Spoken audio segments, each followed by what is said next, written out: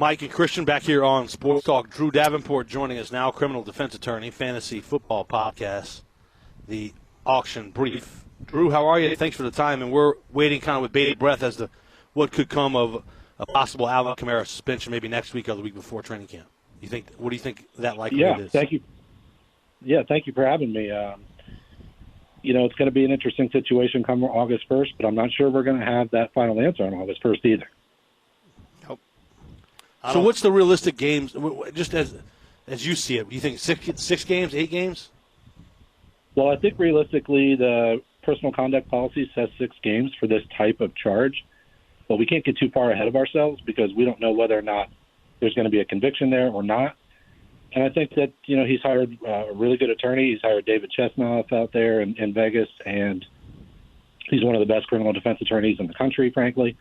So I think they're going to be super smart with this, and I wouldn't expect to see a resolution on August 1st. Looking at it, I think we've had other people say, the big concern here is to connect the dots with Las Vegas because, it's the tourism business there. I mean, that's what gravitates you there. And that the prosecution, unless you have ties with them, which David does, you in for it if you don't, because they may ask for jail time and may still ask for jail time out of this. It is caught on tape. We haven't seen any of this yet. And so that makes it some murky waters at this particular point. We did find out that Alvin didn't have to be there for the hearings, which start August 1st. But, even if you try to make a deal with this, the NFL's policy is pretty clear when it comes down to violence. Now, what I'm interested in is what happens, I think, sometime this week of the ruling on Deshaun Watson, because I think one sort of hits the domino on the next one. Well, it's interesting because you made a good point that Chesnoff does have connections there, and it was a great hire by Kamara to do that. But the thing that is the problem for both him and the state in this case, they're both painted into a corner here because there's pretty ugly facts on one side and serious injuries, and then on the other side we've got a guy who really can't take much of a deal because it's going to affect his ability to stay on the football field. So these two are painted into a corner. I think it's going to just be a staring match until we get to a trial date when maybe something can be worked out. But again, it's difficult because, as you know, that video is still hanging out there. And that's a major X factor here with the NFL, especially because the way I always describe the NFL is it's this giant behemoth that needs something to get it moving. And at this point, they've chosen not to put him on the exempt list. They know the alleged facts here. So I think it's going to take some sort of stimulus for the NFL to come off their current stance and want to suspend him this year. I'm not sure if we get that stimulus or not. That could be the video. There could be something else that comes out from this. But we don't know right now what that video shows because we're getting a lot of second and third hand accounts about that video. Correct. And if I had, $1 for every time I saw a video that was not described properly, I'd already be retired. So we got to be careful making a judgment about that video when we haven't seen it yet, too. Drew Davenport, criminal defense attorney. Drew, real quick. So you're saying it's not at all possible? I mean, there's a very good chance he may not face suspension this year. I think it's a very good chance. And I think that, like I said before, he's hired a really good attorney here.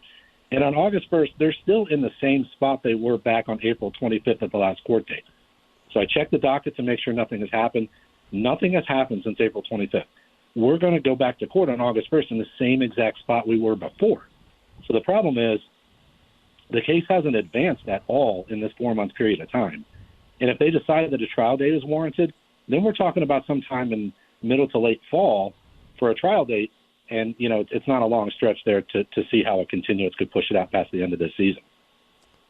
True, we've seen incidents happen in the past where video from different sources somehow leak. TMZ, that'd be great, man. They somehow, some way get it before someone else does. And yet that video so far hasn't been leaked.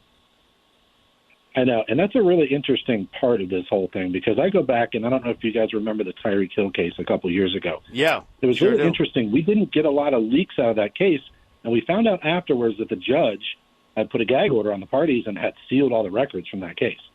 I don't know what's going on here, but we haven't seen that video. They seem to be keeping it under wraps. Now, there is reports that we know how many times each individual involved here. Remember, there's 3 co-defendants. So it's not just Kamara. There's him and 3 other people that have been charged with the same charges. So they're saying that they know how many times each of these individuals hit the victim. They're alleging that Kamara hit him 8 times and at least 1 time when he was unconscious. That's all we've heard, but we don't know that. We haven't seen it.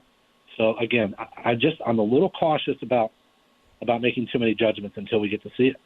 Because if he pleads to something that's violent, they're going to have to impose that 6 games from the personal conduct policy. So it's hard in the pantheon of deals that he can take.